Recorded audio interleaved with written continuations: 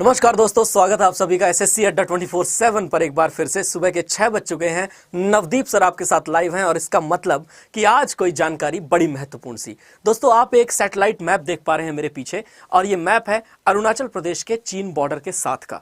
विशेषता जो ये फोकस करता है वो ये बता रहा है कि अरुणाचल प्रदेश पर कैसा चीन का ऑब्सेशन रहा है over the years.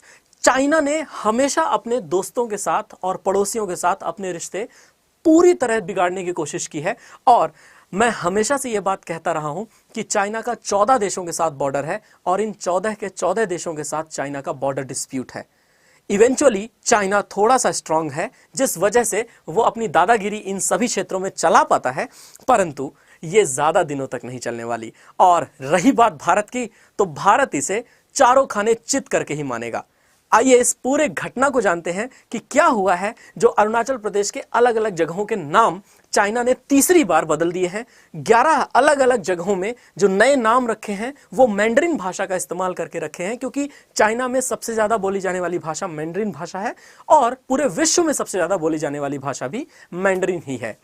Chinese Mandarin भाषा में बदले गए इन नामों को हम देखते हैं एक बार और समझते हैं कि मामला क्या है और भारत से क्यों इतना ज्यादा खफा है चाइना। दोस्तों, कुछ दिनों पहले मैंने एक वीडियो किया था जिसमें मैंने आपको बताया था China runs away from Arunachal प्रदेश।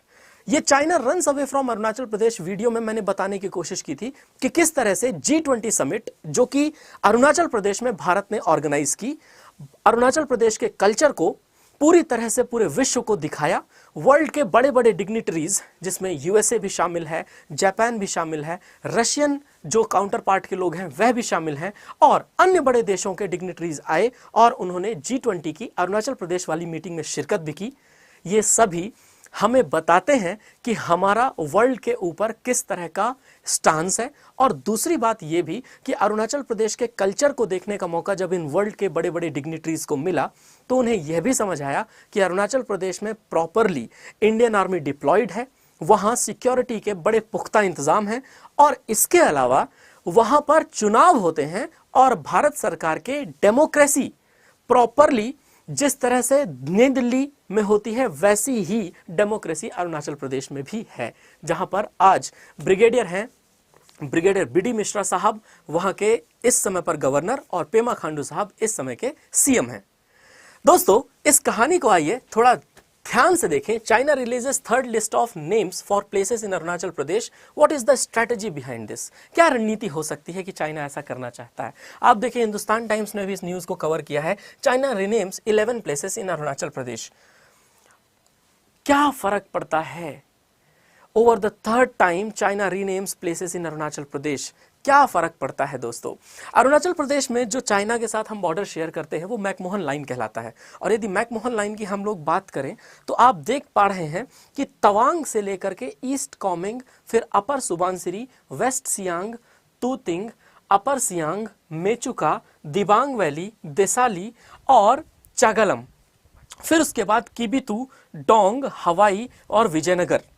आप देखेंगे कि किबितू जो है ये भारत का सबसे ईस्टर्न मोस्ट पॉइंट भी है।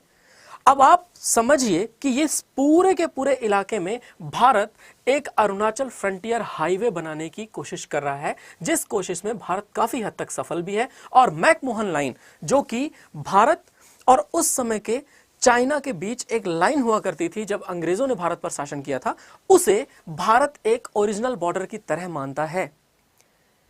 अब इस पे आप देखेंगे कि प्रेजेंटेशन पिक्चर है जो कि आपको एक्चुअल एलएसी के बारे में नहीं दिखाता। अब एलएसी का मतलब है लाइन ऑफ एक्चुअल कंट्रोल, और लाइन ऑफ एक्चुअल कंट्रोल को आप इस जगह पर नहीं देखेंगे क्योंकि line of actual control actual McMahon line से थोड़ी अलग हो सकती है। चाइनीज ट्रूप्स अगर अंदर की तरफ या इंडियन ट्रूप्स कभी एलएसी के उस पार, तो ऐसी जगह पर मैकमोहन लाइन का थोड़ा डिफरेंशिएशन आता है और मैकमोहन लाइन इधर उधर हो सकती है एलएसी के मुताबिक। दोस्तों, ऐसा ही है। इंडिया और अरुणाचल प्रदेश और चाइना के बीच जो बॉर्डर है, इस अरुणाचल प्रदेश और चाइना के बीच बॉर्डर में कहीं ना कहीं फ्लक्चुएशंस तो मौजूद हैं। दोस्तों, अगर हम बात कर रहे हैं फिलहाल इस पर्टिकुलर एरिया की, इस पर्टिकुलर एरिया में आप लोग देख पाओगे कि जो मैकमोहन लाइन है वो मैकमोहन लाइन ओरिजिनली ऐसी है। और ये मैकमोहन लाइन कहां से लेकर कहां तक, नमखा से लेकर के सुमडोरगचू से लेकर के असफिला से लेकर के लोंगजू से लेकर के और दिबांग वैली के ऊपर तक और दीचू तक फैली हुई है। ये वास्तव में मैकमोहन लाइन है जो भारत का चाइना के साथ बॉर्डर दिखाती है। आप लोग मेरी स्क्रीन पर देख पा रहे हैं दोस्तों। अब इन्हीं की सबसे ज्यादा अगर हम लोग समझें कि चाइना को क्या परेशानी हुई है, तो चाइना को परेशानी यही है कि चाइना समझ नहीं पा रहा कि आखिर भारत ने ऐसा दांव क्यों खेला कि G20 की मीटिंग ही करा दी। और G20 की मीटिंग होने की वजह से चाइना कुछ ज़्यादा ही परेशान भी है। आप देख पाओगे इस मैप के माध्यम से कि चाइना का फार लार्जर पिक्चर यह हो सकता है कि हम अक्साई चीन वाले हिस्से पर कब्जा कर लें और भारत के साथ नेगोशिएट करके अरुणाचल प्रदेश के जिस हिस्से को हम अपना बताते हैं वो भारत को दे दें और अक्साई चीन के एरिया को हम परमानेंटली भारत से ले लें। लेकिन भारत भी इस कंडीशन में तो नहीं है।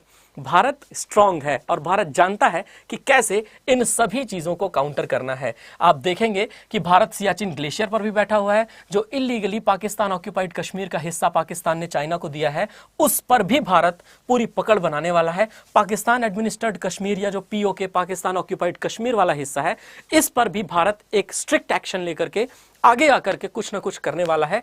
और दोस्तों रही बात अरुणाचल प्रदेश की, 1 इंच भी जाने तो नहीं दिया जाएगा। आप देख सकते हैं कि ये मैप आपको बताता है कि किस तरह से अभी इस समय इंडिया की अप्रोच है। अगर इंडिया के नॉर्थ ईस्टर्न हिस्सों को देखा जाए तो बुद्धिस्ट कल्चर बहुत ज्यादा है अरुणाचल प्रदेश में, और अरुणाचल प्रदेश के G20 मीटिंग होने पर यह सब कुछ लोगों को दिखाया भी गया। दोस्तों ये तो रही खास बात चाइना के पर्सपेक्टिव की। और चाइना फ्रीज करता है जर्नलिस्ट वीजा 2 इंडियन जर्नलिस्ट का, कहता है नॉट टू रिटर्न, वापस नहीं आना चाहिए। ऐसी बातें, क्या फर्क पड़ता है इससे, है ना। Amiss chill in ties Beijing freezes visas for Indian journalist. और ये भी द हिंदू की रिपोर्ट है, जिसके हिसाब से जब मैं इसे पढ़ रहा था मुझे समझ में नहीं आ रहा था कि आखिर चाइनीज लोग करना क्या चाहते हैं। क्यों ये विश्व की कोई भी आवाज इनके अंदर जो आकर के बात करना चाहती है उसको दबाना चाहते हैं। But ultimately China skips confidential G20 meet in India Arunachal Pradesh. और भारत के अरुणाचल प्रदेश में कोई भी मीटिंग हो रही हो, चाइना का उसमें से एब्सेंट रहना ये बताता है कि चाइना किस तरह से परेशान और खलबलाया हुआ है। दोस्तों खलबली मचना अलग बात है, लेकिन इस समय पर महत्वपूर्ण ये हो जाएगा कि हमारे साथ कौन। USA, जापान जैसे देश हमारे साथ हैं। अरुणाचल प्रदेश ने हाल ही में जापानीज भाषा को बहुत ज़्यादा प्रमोट किया था और कहा था कि जापानीज लैंग्वेज स्किल करेंगे, लोगों को, यूथ को जापानीज लैंग्वेज सिखाएंगे। ये सब बहुत महत्वपूर्ण चीज़ें हो जाती हैं। एक बात ये जरूर है कि रशिया हमारे साथ इस समय पर नहीं है। रशिया बिल्कुल चुप बैठा हुआ है इस मामले में, जिस मामले की हम लोग बात कर रहे हैं चाइना से संबंधित। दोस्तों रशिया का चुप होना या इस पूरे मामले में ना होना या होना, दोनों ही चीज़ें एकदम अलग हैं। आने वाले समय में जरूर रशिया को हम लोग देखेंगे कि रशिया हमारे साथ किस तरह से आता है। कोई भी कोर्स आप अड्डा 24/7 पर लेना चाहते हैं दोस्तों, Y263 कोड का इस्तेमाल करें कोई भी बैच के लिए, और Y263S का किसी भी बुक या टेस्ट सीरीज के लिए। धन्यवाद दोस्तों। NDB का मुख्यालय कहाँ है ये कमेंट करके बताइए। लाइक कीजिए वीडियो को अगर आपको पसंद आता है, और जानकारी अच्छी लगती है तो शेयर करिए अपने दोस्तों के साथ। जय हिंद।